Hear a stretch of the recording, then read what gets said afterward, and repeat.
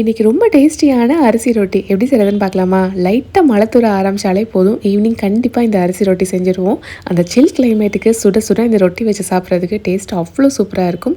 மைல்டான இனிப்போட அந்த தேங்காய் சீலோட க்ரன்ச்சினஸோட அவ்வளோ டேஸ்ட்டாக இருக்கும். கண்டிப்பாக ட்ரை பண்ணி பாருங்கள். அதுக்கு 3 கப் அரிசி மாவு சேர்த்துக்கோங்க. இடியாப்பு மாவு தான் எடுத்திருக்கேன். அது கூடவே உப்பு, பொடியாக நறுக்கின வெங்காயம், முருங்கைக்கீரை, பொடியாக நறுக்கின கருவேப்பிலை, கொத்தமல்லி, பச்சை மிளகாய், அது கூடவே அரை மூடி தேங்காவை சில்லு சில்லாக நறுக்கி சேர்த்துக்கோங்க. அது கூடவே 1/4 மூடி வெல்லம் சேர்த்துக்கோங்க. வெல்லம் கம்மியாக சேருங்க. மைல்டான இனிப்போட சாப்பிட்டா தான் டேஸ்ட் ரொம்ப நல்லாயிருக்கும். இப்போ அது கூடவே தண்ணி சேர்த்து நல்லா ஊறு சேர பிசைஞ்சு விட்டுக்கோங்க. இப்போது வாழை இலையில் கொஞ்சமாக எண்ணெய் தடவி விட்டுட்டு சின்ன சின்ன உருண்டைகளாக உருட்டி அதை நல்லா ஈவனாக ஸ்ப்ரெட் பண்ணிக்கோங்க. இப்போ சூடான தோசைக்கல்லில் போட்டு நல்லா 2 சைடு வேகிற மாதிரி சுட்டு எடுத்திங்கன்னா ஒரு அருமையான அரிசி ரொட்டி ரெடி. இதை சுடும் போது தேங்காய் எண்ணெயோ இல்லை நல்லெண்ணெயோ யூஸ் பண்ணுங்கள். அப்போ தான் ஃப்ளேவர் நல்லாயிருக்கும். நம்ம சேர்த்த முருங்கைக்கீரை, தேங்காய் சில், அது கூடவே மைல்டான இனிப்பு, இது எல்லாத்தையும் சேர்த்து சாப்பிடும் போது டேஸ்ட் அட்டகாசமாக இருக்கும். கண்டிப்பாக நீங்களும் ட்ரை பண்ணுங்கள்.